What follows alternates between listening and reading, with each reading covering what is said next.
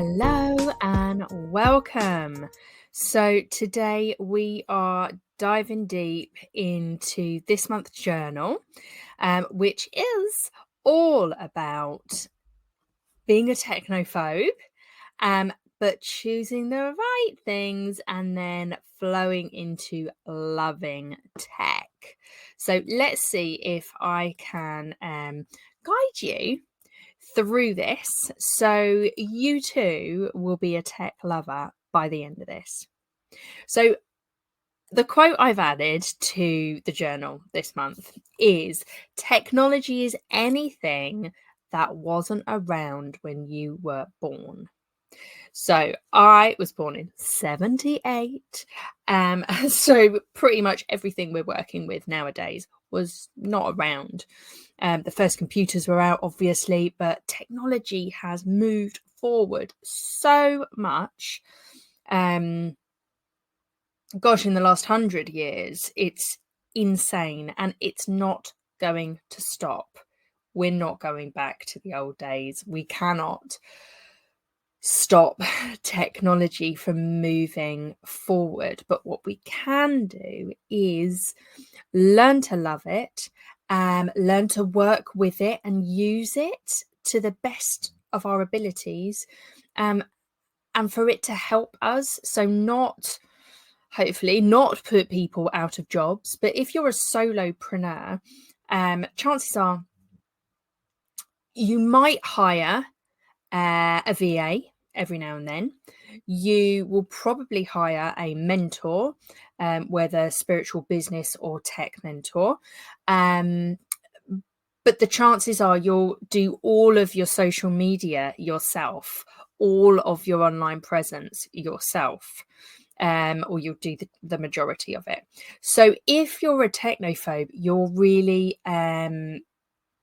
or you're not au fait even, you might not hate tech, you might not fear tech, but you it's moving at such a quick pace, you kind of can't keep up and you really don't know what you want or need.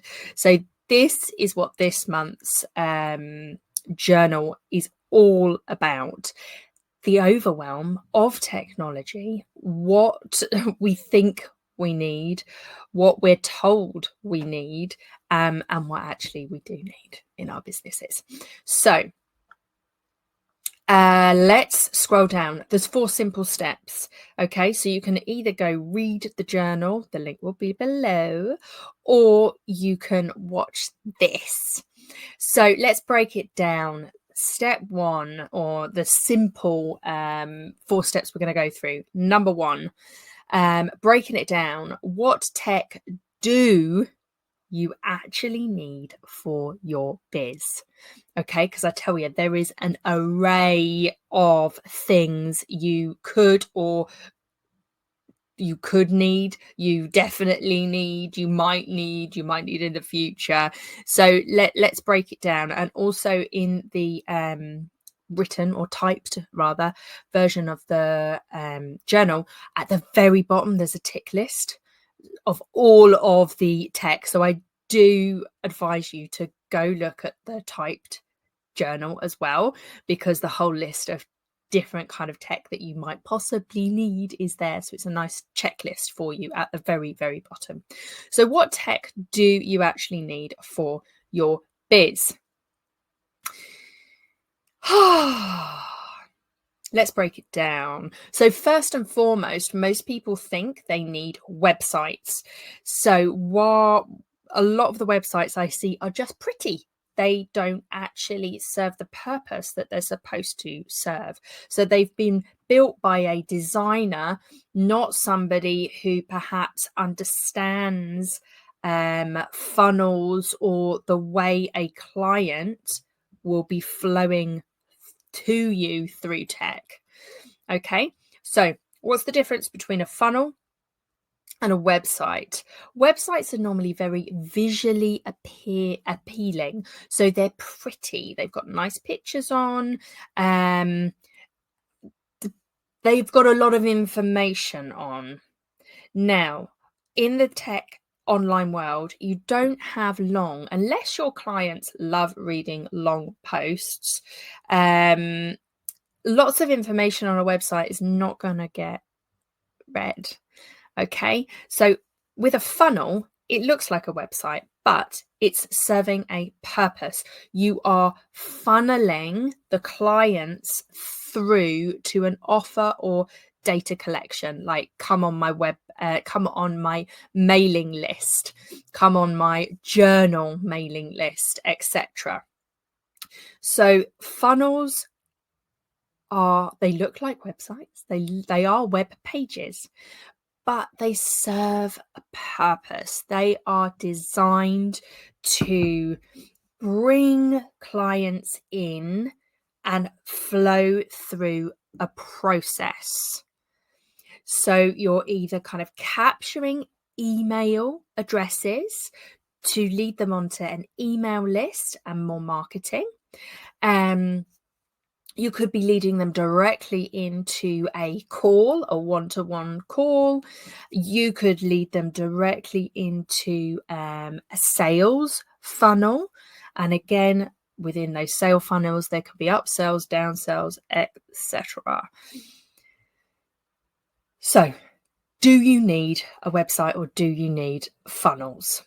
Nowadays, I go with funnels personally. It's serving a much bigger purpose, and you can still put your nice information on there, but the nice information comes kind of afterwards, after you have walked them through the process, and they're then on your mailing list, or they're kind of to the next step closer to working with you or knowing what you're all about. Next thing, if you work with clients and you offer services, whether one-to-one, group, etc., online booking system, for me, it's a must. It saves so much time. It streamlines your bookings. You shouldn't get double bookings. So it saves you time. It's a smooth experience for the client. So they're in control of when they book. They can see your online diary, and then you shouldn't get clients calling or texting at ridiculous times asking to go on, what can I have an appointment this weekend or whatever it is. You shouldn't get that. So online booking systems, for me, if you work with clients, whether one-to-one or group, or you're offering services, this is a must. This is a must have. So funnels, must have personally. Online booking system, must have. Automation and scheduling. Now, this is for me, must have, maybe for you, a nice to have. For me, I like to sit down and I get hyper focused on a task. So this morning, I'm hyper focusing on my vlog. So I've written, my journal. I've written my journal. I've written the 4 steps. I've created the pictures, the memes to go with it. I'm doing the video now. Next, I'll do all the scheduling. So it's boom, it's all together. And I know I've ticked off everything of my journal to-do list for the whole month, and I'll have done it in one section. For me, it saves a huge amount of time and confusion, and I stay on point. So if that sounds like something that you either need in your business or you're already doing, then automation and scheduling software is a must. So within the software I use, and I'll talk about it in a minute, I can do automated and scheduled social media posts, emails, blogs. I call them a journal. All sorts. Last but not least, I'm going to touch on courses and memberships. So So again, it's a must for me because I have online courses that I either take people through or they're self-study. I also have memberships. So if these are something you already have in your business or you're looking to have in the future, this is a technology that you definitely need to dive deep into. There's lots out there. There's lots out there for every single one of these things I'm telling you about. But with the courses and memberships, if you're hosting currently on, say, Facebook, and it's a great place to host courses, groups, and memberships. It is. I've done it myself. The only thing is you're beholden to Facebook. So if they decide to restrict your profile and stop you commenting on the week of your launch or your challenge or whatever it is, what do you do? You've got to have backup profiles. You've got to have a VA or somebody else who is admin that can go in and be doing the comments and things like that. And that is happening more and more. Although I do understand it's much easier to funnel people into a Facebook group than it is to get them off of Facebook and onto an external course or membership area. But these are all things to consider. Only you know your business. I'm just giving you an overview and helping you get from technophobe to tech lover. So number 2. So that was step number 1, breaking it down. What tech do you actually need for your biz? And remember, there's a tick list on the journal, the typed journal right at the bottom. So I suggest you go there and then tick them out. There's a huge list. So I've just touched on the essential 4 areas for what I feel online and offline businesses that are in the health and wellness and creative and spiritual genre. Okay. So number 2, should you sign up for all of the platforms or find an all-in-one platform? So I'm going to talk from my own experience because I've done both. When it comes to your kind of tech entities, we discussed, 4 above in step number 1. So that could lead you to 4 different tech entities. I had way more than that, I can tell you. So I have had various platforms like MailChimp, ActiveCampaign, Lead Pages, Teachable, OnceHub, 10 to 8, Thrivecart, PayPal. I've got loads, probably 10. Now, some of those are free-ish to use. They charge you per kind of payment going through. However, a lot of them are not free to use, are they? So things like Lead Pages was around £300 a year. Teachable went from something like $25 a month to $57, I think, dollars a month. That's when I decided to look elsewhere. OnceHub is like a scheduling software. That's around $10-15 a month, £10-15 a month, something like that. But it all adds up, okay? And if you're doing even a podcast, how much is that a month? So you end up spending a lot of money on your tech. So 1, you need to know what you really, really, really need. And then to find the technology to add to that, there are things you need to consider. 1, how much is it? How many boxes of the things of your business is it ticking? How much are you required to learn? Like, is the platform simple, or is it, you need to know your tech to be able to get around it? So it's a big learning curve. So using all of those platforms was a big learning curve for me, requiring me to watch multiple videos and how-tos, all the separate fees, also maintaining each individual account, remembering passwords.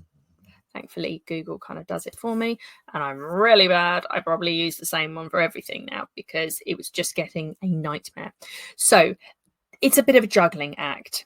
But maybe if you only need 1 or 2 pieces of software, maybe it is the one for you.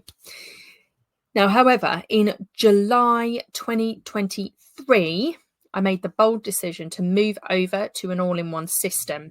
And it was mainly because a couple of the systems had hiked their prices up so much and had actually taken away the benefits that I signed up for in the first place. They told me they were giving me way more benefits, but nothing that I actually needed. So July 2023, I decided to change. Now, the transition period from going to, like, for me, I don't know, 6 different platforms down to 1 platform, as you can imagine, was significant. Okay. I gave myself, I think, 2 months to gradually transfer everything over. So we're talking websites, funnels, everything. The good thing is, with most of the platforms that I signed up to, even though I do not pay them anymore, I can log on and see my information still. Now, it doesn't happen with every single one of those systems, but it means some of the online courses, I can just gradually bring them over. There was no major stress.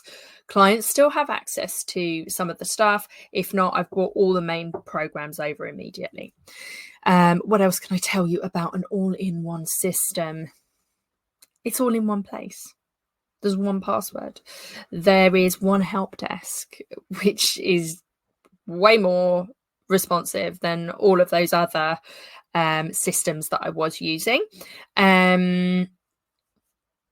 You can monitor your stats in 1 place. You can go on, and if you're like me, who can get, oh, I don't know what I'm doing today kind of energy.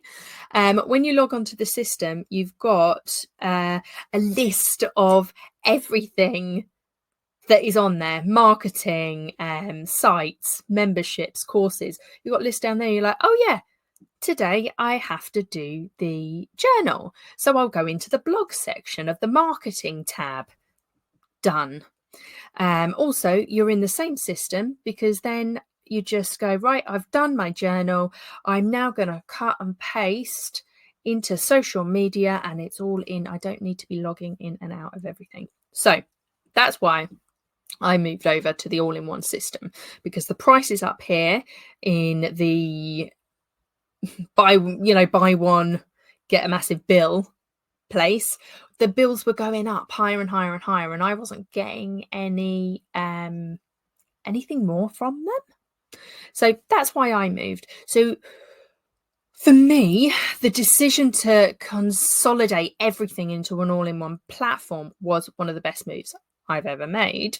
It saved me time. It streamlined my systems.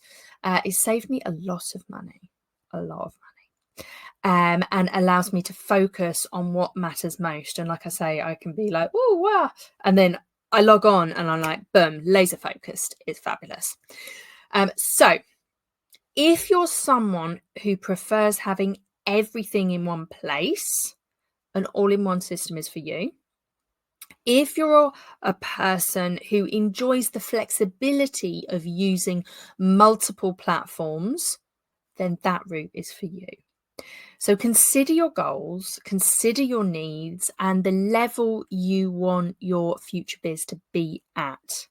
Like, you might not be doing courses yet, but if you're thinking about it, you need to add that in to what the monthly amount would be that you would pay in all of the systems, or what it would be in an all-in-one system. Okay. So that was the second part. Now, 3. This is interesting. So once you have, 3 is mentor, VA, or do it yourself.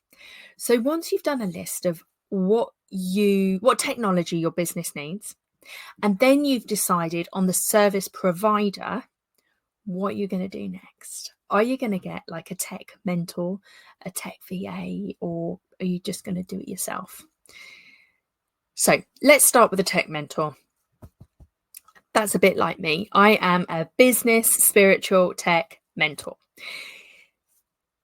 Within my packages, I sit down, do one-to-ones. We divinely design the tech world of your business and branding and strategy and structure. We do everything. And then from there, I put on my tech wizard hat. I go on, hopefully, to an all-in-one system, and I get everything set up for you. Then what is super important is I teach you how to maintain it, because we don't want you fully reliant on somebody else. I want to empower you. So I'll set it all up. I'll do all of the major hard work. And then, yes, of course, I've got a maintenance program where I can just go in every month and keep things maintained. But I do always teach clients how to maintain their own system, because what if I am very ill and got to cancel sessions, etc. So I'm here to do the work, but I'm also here to empower people. So that's the tech mentor. So the next one was a VA. So what could you do with a VA? So you need to provide them with a clear list of tasks. You need to give them all the necessary information and photos and wording. They will require a plan of action, which you will definitely need to stay on top of for them. Okay. Yes. So while a VA can be a cost-effective option for you, remember that you do have to keep in mind that you're going to be way more involved in the setup process. You do need to provide the wording, the pictures, maybe the fonts, the colors, etc. You're going to need to provide that to them. Last but not least, the do-it-yourself option. And that's probably where most of us start, right? I'm just lucky that I had a career in IT before starting my own business. So many people opt for this route because they think it's the cheapest way to go. However, that's not necessarily true. If you are not au fait with tech, you could be wasting a lot of time and money if you don't have the necessary knowledge and expertise. Okay, so technology can be complex, and if you're using lots of different systems, then it's going to be harder for you as well, because you've got to learn this system, you've got to learn this system, you've got to learn this system, and then implement it all. So yeah, you may encounter roadblocks and setbacks, which could have been prevented with a tech mentor or even a VA. Okay, so just consider what you're doing and how it's going to help you in the long run, saving you time and money. Okay, so number 4. Learning the basics to maintain and grow your business. Yes. So when it comes to setting up your online platform or platforms, it's definitely important to choose the right person. Whether it's someone like myself, who's spiritual tech business mentor, or whether it's a VA. If you're relying solely on yourself, remember it can be risky because you might not know what you are doing, and you're going to have to watch a lot of videos. Equally, if you're relying solely on one mentor or VA, that can also be risky because we can get ill and sometimes people just close their businesses, and then you're left not knowing what to do. So you have to learn the basics of the online maintenance. I always emphasize this, the importance of empowering my clients. I don't want my clients to be solely reliant on me. I love doing the work, but I want to empower them to know their way around the system. That's also why I really love the all-in-one system. And again, there's a link below and above. It is an affiliate link and it's in the journal as well. And you can see my name written in it, Jane. But I would not recommend anything if I did not think it was good. Okay, so knowing the basics, you can ensure your online world keeps running smoothly through unforeseen circumstances. Equally, if you were to get ill and you did everything on your own, that's it. Your online presence just goes, or you've got to struggle through whilst you're ill and trying to keep working. Okay, it doesn't really work. So whether you're doing it on your own, it's good to have a backup of a mentor or a VA, and like vice versa, if you've got a mentor or a VA, it's very good to know the basics of the software that you are actually paying for your business. So the basics would be learning the necessary skills, like learning how to do an email campaign, learning how to do or check an automation, because if somebody else has set up the automation for you, you shouldn't really need to do anything. Knowing how to open and close your calendar for your online calendar. What else could there be? Uploading and scheduling for social media. All of your accounts should have been connected previously, so that shouldn't be a problem. Learning how to do a blog and upload it. Learning how to upload videos to an online course. Okay, these are all basics, and I know in the all-in-one platform that I use, Easy Peasy Business, they literally have really simple videos that you can go through anyway. But I personally teach my clients how to do it because I feel like that one-to-one process of walking somebody through, it goes in the brain and the heart, the physicality of you much quicker. What else can I tell you? That's it. That is literally it. They're the 4 steps from going from a technophobe to a tech lover. So it is knowing what you actually need. Confusion and overwhelm cause fear. Okay, so we want to get out of the fear. Fear is false evidence appearing real. So let's break it down. You need to know what your business needs tech-wise. Once you know that, you need to figure out, is it an all-in-one platform or all the platforms? Then step 3, you need to find who's going to set it up, who's going to do it. A mentor, a VA, or are you going to do it yourself? And then you have to learn the basics to maintain and grow your business and stay out of overwhelm. The tick list is on the journal. I'll put a link to Easy Peasy Business, and I will put a link to everything else that is required for this journal.